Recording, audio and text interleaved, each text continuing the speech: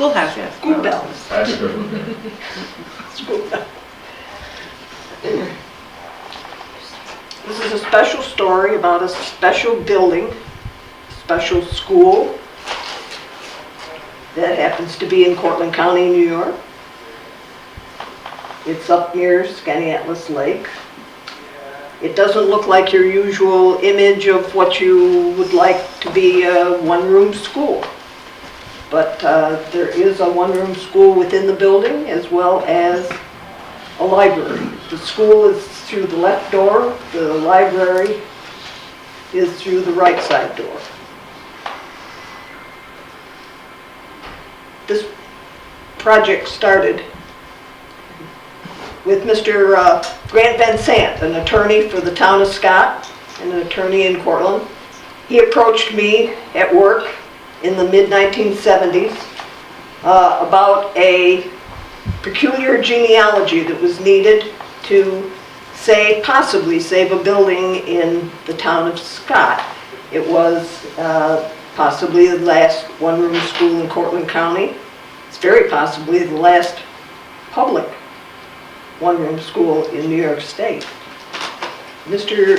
Van Sant gave me the information relative to the problem, and it was involved with this deed.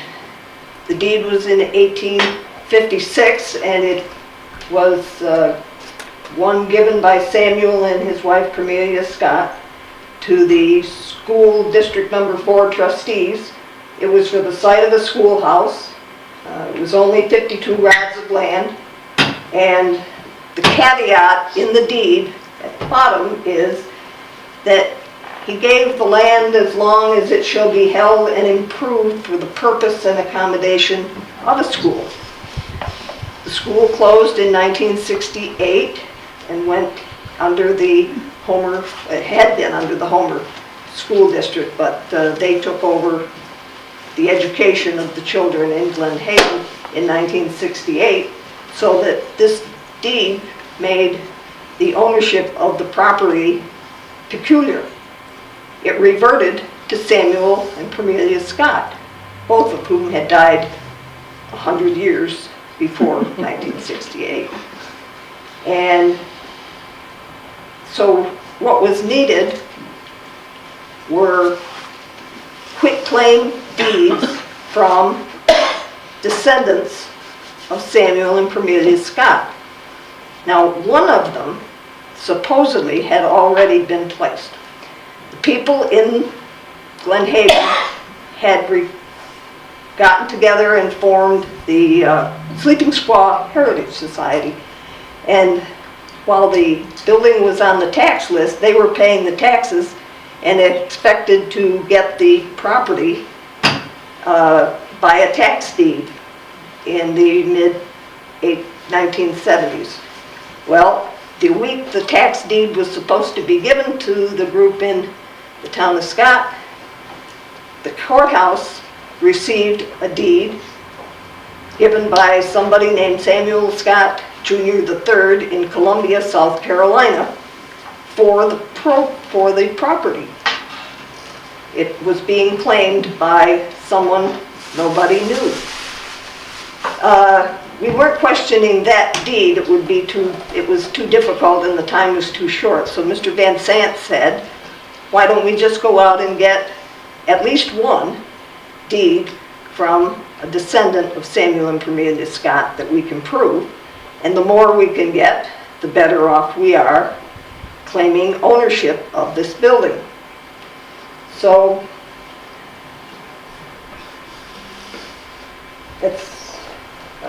that's where the building is currently. Go ahead, please. So I made a quick stop here at the Historical Society and at the courthouse, where I obtained probate records of interest to the Scott family. And I went and met with the people who were interested in saving the building. This is the Town of Scott Town Hall. I sincerely regret that I didn't take a picture of the people at that meeting. They're all had passed except for 2 now. I explained to them how we could possibly prove through descendantship and could claim that building. They said, we don't have any money to do this, which was not surprising.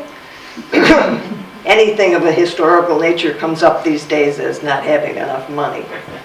And, but I told them I would undertake a search for any of the descendants that I could find. Okay, Kate. I showed them this genealogy format that had appeared. Samuel Scott is the bright blue Scott, and those are his 13 children. Whoa. Whoa, it's right. So I thought, well, this can't be that hard. Had he had one or two, we might be in different shape, but he had 13 children.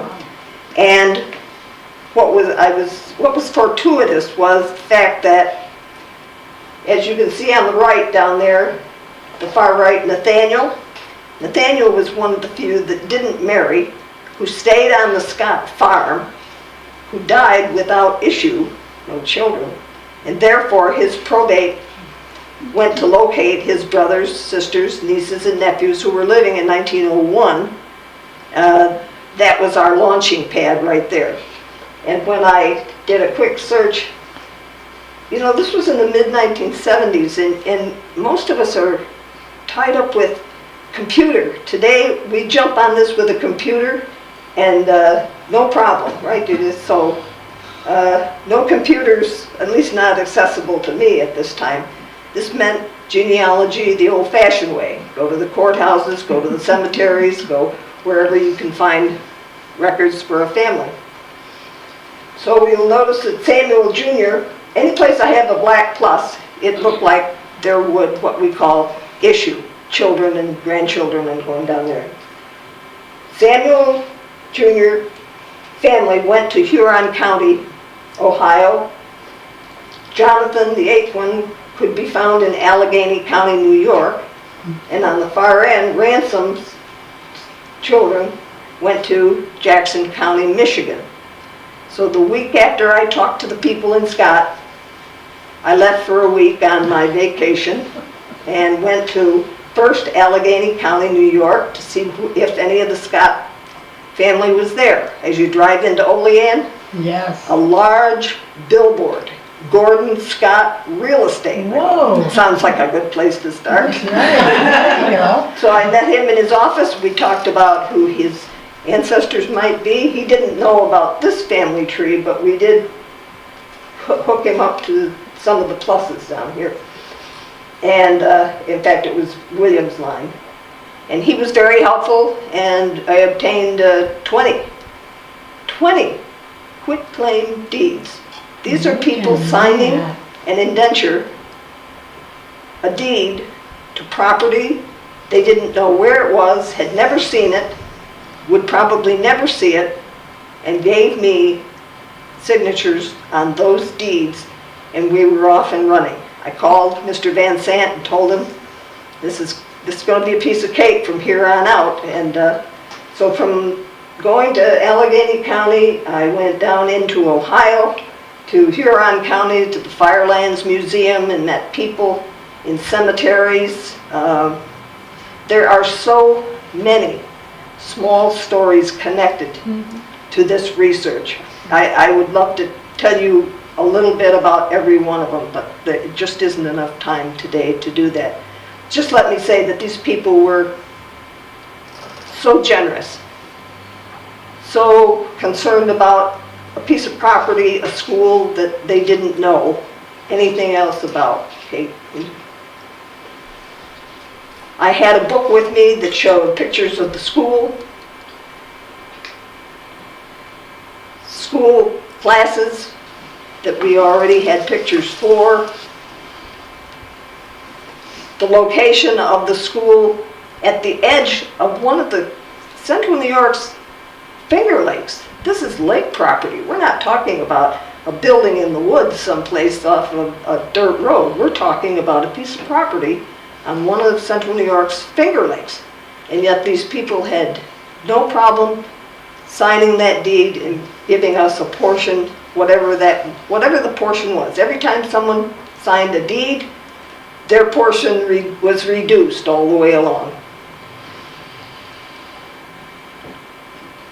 As I mentioned, I'm a little loud here, it was lake property, and I told them that. I showed them where it was, and I told them that it was considered lake property, and if they had any reservations, a couple did, and later signed a deed, but initially, just a couple of those. The indenture, we ended up with more than 50, and I told them that we didn't have any money to give them for their generosity. All I could give them would be a genealogy from the information that I was gathering at every stop I made. One person would tell me where his aunts and uncles lived, someone knew where somebody's granddaughter lived, and I just made my way along going down through Ohio. And I ended up gathering this information for a genealogy, which ended up being this book. Wow. Yes, Wow. it's considerable. Great. And I'm going to pick out one story. Barney Scott, here he's descended from Frank, this is out in Michigan. His grandfather was Ransom Scott, he was a lumberjack, that's what he went out there for, lumber. And when I talked to Barney Scott, his wife Roselle, they had 10 children. I spent part of an afternoon with them, explained what was going on, and that he was going to be my last stop. I was headed back to New York on a Sunday afternoon. And they treated me to turkey dinner. They packed me up with sandwiches to drive back to New York on Sunday afternoon, and left Michigan late in the afternoon and got into New York just in time to go to work the next morning. And I will return to the item called Ode to Samuel at the end of the program. But there were enough deeds, and they were filed when I got back, and we set up a meeting in 1978 for claiming the school. There were so many that we claimed the school. We changed the name to the Glen Historical Society. The Regents of the state of New York gave us a charter, and in August we got together and dedicated the school to Samuel and Cornelia Scott for their generosity to begin with, and of course to their descendants who were making it possible for us to preserve the school. Now, this is the one-room school, and one of the first things that we did, the group, I should say, we did, I did very little of this work. Keeping up with New York State regulations, the Homer Central School District had to tell folks here how to keep their school running, and they thought it would be better for if the walls and ceiling were painted white, which they did. They put in hung low-lying neon lights in the ceiling and several other things detracting from the original school. Go ahead, Kim. It has turned into a museum. Many people in the Scott area, along the lake folks, people in the town of Homer, in the town of Scott, some of the descendants of Samuel Scott have placed items in this building. We've got quite a collection of different desks here. The schoolmarm's desk was found down under the building, and that was brought up and placed in where it should be. And we know where it should be because we have the last teacher here.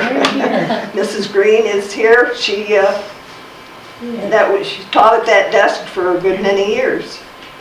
With the maiden name of Learn besides. Yeah, yes, her Yes. name is Learn, and she was the teacher, was the last one-room school teacher up there. The one-room school was heated by a stove. I understand some students brought their lunch as a baked potato and put it on the top of the stove and baked their potato ready for lunch. And the one thing I will point out here is the flag, and that's the door that leads into the library. And this, there was a flag, a group who wanted a flag in the late 1800s. It involved the people who lived across the lake, or visited across the lake at the water cure, and the people who lived in the lake hollow. And they had a flag club because they wanted a special flag at the school. And that flag club turned into the library part of the school, and then there was the one-room school that needed to be replaced, the building that was on the lot. They spent 10 years kicking that football around, and which, as we know, that's what happened. You had two groups that each wanted their own. The library group wanted their own separate library, and the school people felt the school should be separate from the library. But after 10 years, they decided to put it under one roof, and a gentleman, an architect, who spent part of his summers, Eric Rossiter, spent part of his summers at the water cure across the lake. He's the one who designed the building.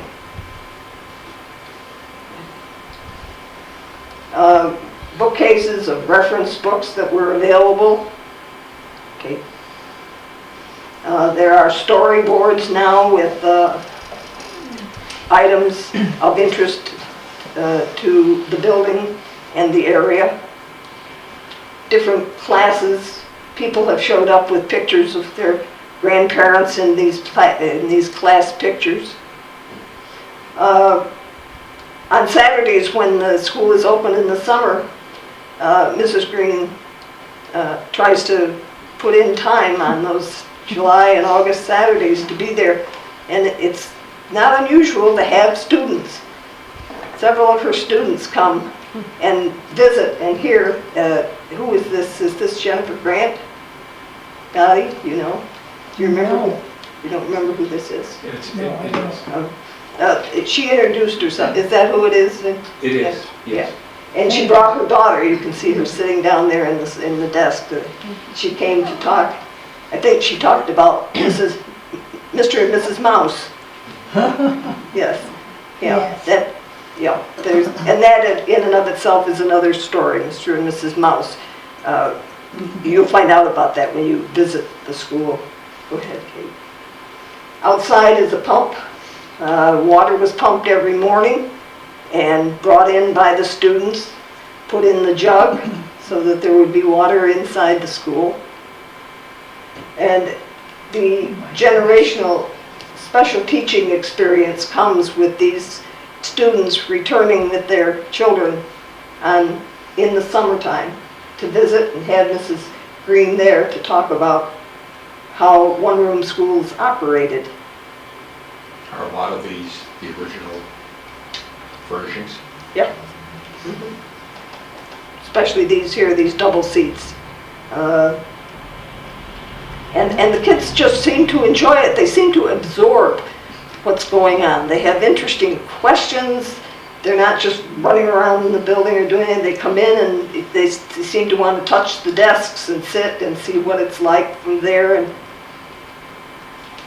this is on the wall in the library. It's relative to the building being built and opened in 1901, and it's for the higher service of this community and in faithful remembrance of some who have loved Glen Haven. This building has been erected by the people of this district and many generous friends in the year 1901, and that was all repeated in 1977.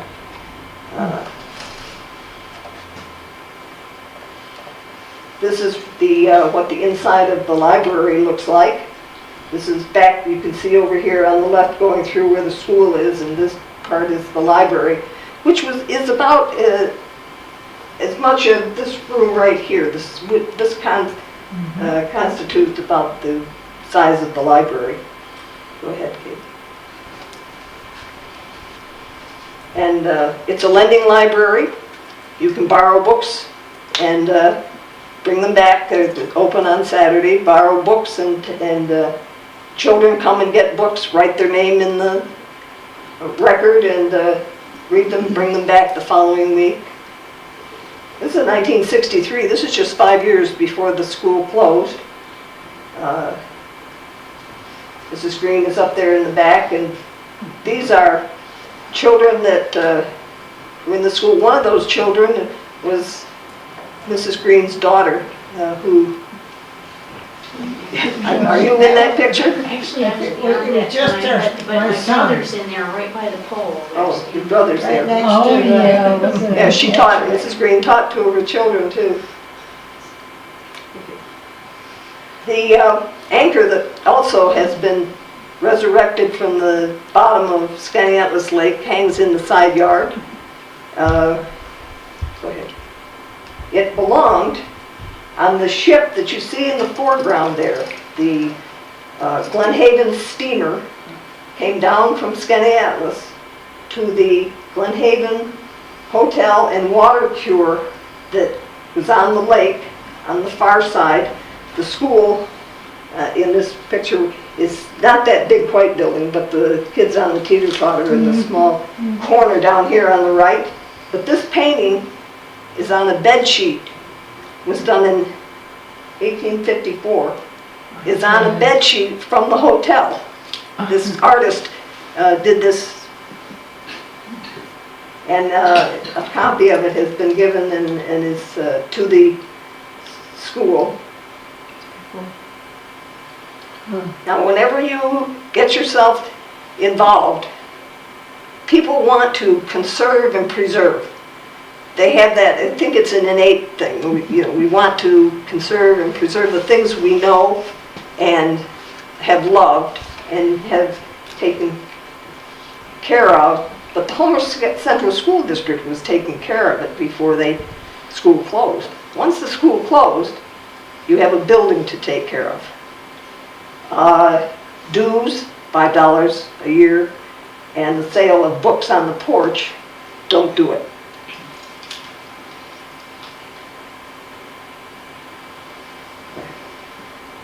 There are other issues. There is the roof, the gutters, the glass and mullions, the foundation, decks, railings, septic, yard maintenance, insurance, keeping up with New York State rules and regulations, even though it isn't a historical site, isn't a school anymore, but a historical site.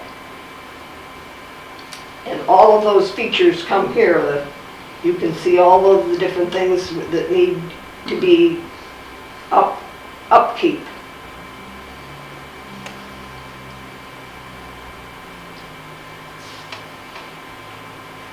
So in 1977, we were a historical society, and we needed to upkeep the building. And someone had the lovely creative idea of having every other year a biannual dinner and a silent auction.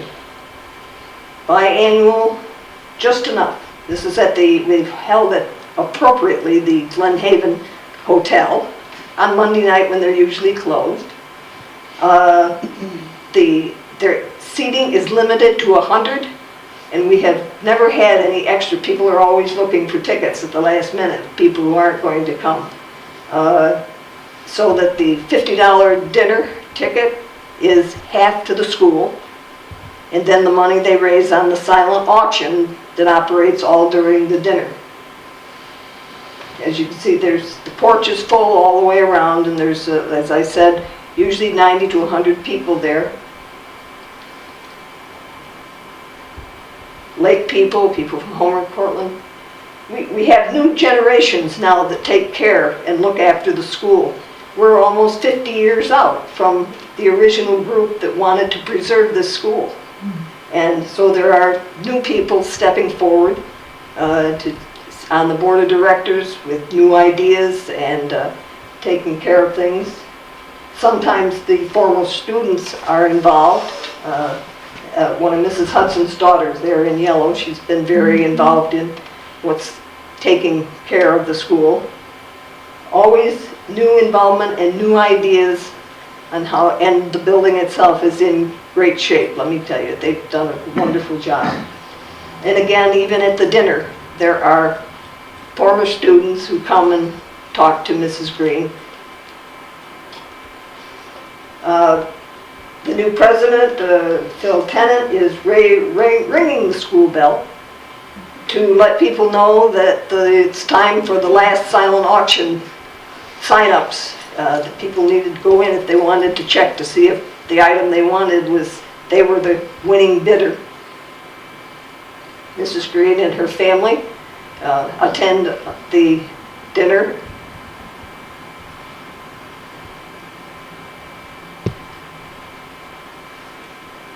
This is just you have probably questions to ask me. I have quite a few things to go by, and I must have knocked a slide out of there. No, I must have done it when I set something up. No. As I said, the book with the genealogy came out to about this size, and all the little pink slips in here are stories or people that I ran into and know and who remembered me at Christmas. There's a woman in here named Maisie Drake that lived way up on a hill in Pennsylvania, and I met her, and when I went to get her deed signed, she and I just sat all afternoon and talked. And from that day on until she passed, I got a Christmas card, an Easter card, and a birthday card from her. Every time, just people. And I showed you when Barney Scott came from Michigan. He didn't sign the deed when I first talked to him that Sunday afternoon. He came the next year. They were camping, and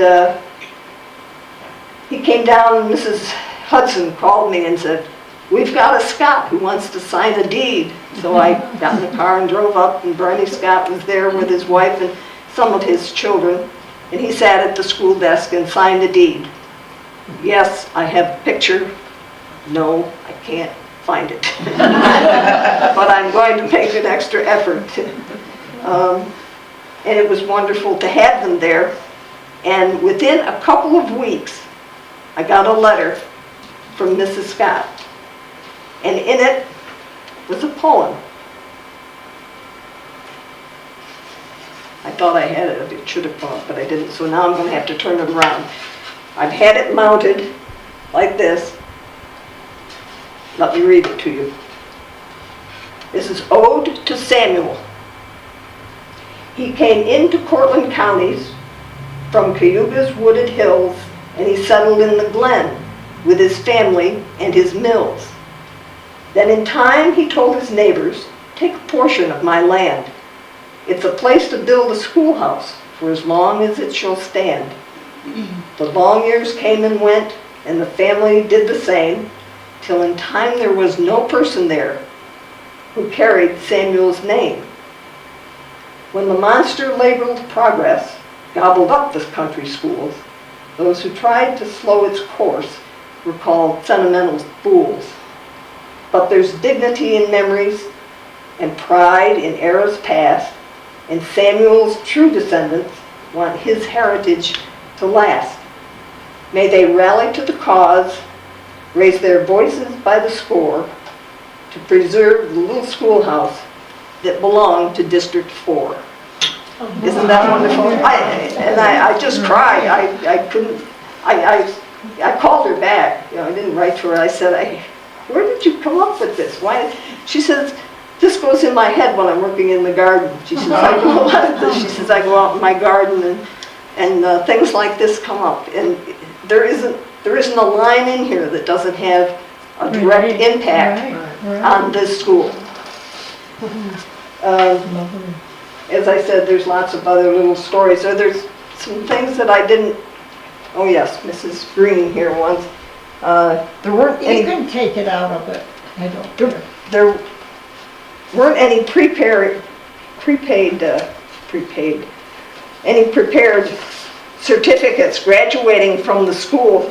So Mrs. Green, who is an artist, had set up this certificate with the school on it, and it was filled out. Every single one was From filled sixth out grade. by hand for everyone who. Sixth grade, when it was the sixth, they graduated from sixth grade. They graduated from up there, sixth and grade. I wanted to make it important. Yeah, and I'm sure it was, and I'm sure you'll find it hanging in several offices of people who had gone on to better and higher things. But I didn't have a copier, so I didn't run it through. Right. Every So one of I them was had done to by draw hand. each one separately. No copier. See, this was all by the way projects and genealogy and all these things used to be, were hands-on. When this That's right, project hands-on. started, they had closed the doors with her schoolwork still there. I remember walking in, and there was a room divider, or a bulletin board, and it had a felt little black Sambo still attached to it, from her, whatever her lesson was at the time. And they just shut the door, and it was, the stuff was still there. We weren't allowed to read Black Sandals. Well, in '68, I don't know, We but, weren't allowed to pray, but we did. because it was still there. I remember going, I must have been 8 or 9, I think, when this project started, or 10. I don't know. Yeah. If you have questions, it's something that particular that I didn't touch on. Can I get a picture of that? Hmm? Can I get a picture of that? Oh. A picture? Can I make a picture of that? Your diploma. Can she make a picture of your diploma? Diploma? No, my son has one in his No, office. can no, she take a once- picture? can I take a Get picture? copy of it? Can she take a picture of it or Oh, get a yes, copy of it? yes. It can be run through a copier nowadays. I just couldn't when I did Oh my that. gosh, that's gorgeous. It's beautiful. Well, I thank you very much for your interest in coming, and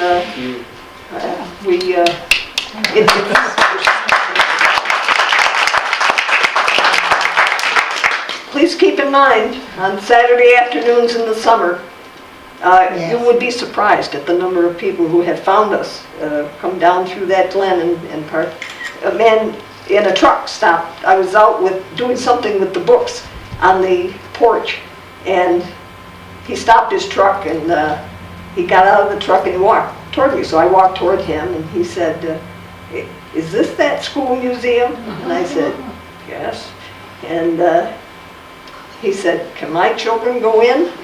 Yes. You know, they had a wonderful time. He was there probably at least an hour, if not more, just past summer. And It's going back in time. yes, it's a step back in time, and it's just well kept and well preserved and well loved. Are there flyers that would give where it is and directions and all that? Are there flyers that? Why don't you write your name on this and we'll make sure you get information. When you go to Scott and go up 41, We have a website. there's there's an intersection as you just go into Scott proper. Take the left and go down the hill. Head Down the hill, all the way down the hill, to the bottom where it's flat, and drive straight on, and you'll see it on your left. Yeah. And if you miss it, you're in the lake. See it. I'm wondering, It is a lovely. what would be the harm in having copies of that lovely poem Oh, yeah. available to the public? They Oh, would never know about that. yeah, They would never know about that. yeah, I think I put it in A each one. talented person obviously spent time enough to write it, and Yeah, she It's did, just lovely. and the calligraphy was done by one of the Cortland Police Department policemen that I was working with at the time. it's beautiful. Yeah, Michael Parko did the, Mary, there's a copy in the school too. yes, there is, there's a copy in the school, but We can make copies of it and have it there if, yes, that's an excellent idea. We'll have that. It hangs in the bedroom. Yeah, We also have monthly programs in the summertime, and there's a book group that meets monthly, and at the end of the season, there's a Halloween party. It's an old fashioned. yeah. So it's very active. That's the other thing, you know, some of these things get off the ground and go off like fireworks, and then they kind of just drift down and drift away because the people who it meant the most to, you know, have passed or will. And, but there's just new blood in the area, on the lake, people who come across us. So, But I think it's important to know the history of it, and that's, yeah, I like to have that reviewed every once in a while. every once in a while that needs to be reviewed, yes. There are field trips that we have sometimes from local schools. Right, the local schools, actually the school can be opened anytime by appointment. If you happen to belong to a group who would like to go, we can open the school up by appointment too, at any time. And we do get classes, school classes, elementary school classes and things. What happened to the person with the first deed? Did he just fizzle out? With the first deed, The one that came in to try to scoop it away? the person who, I can't tell you whose name on the deed was. He's just out of the picture.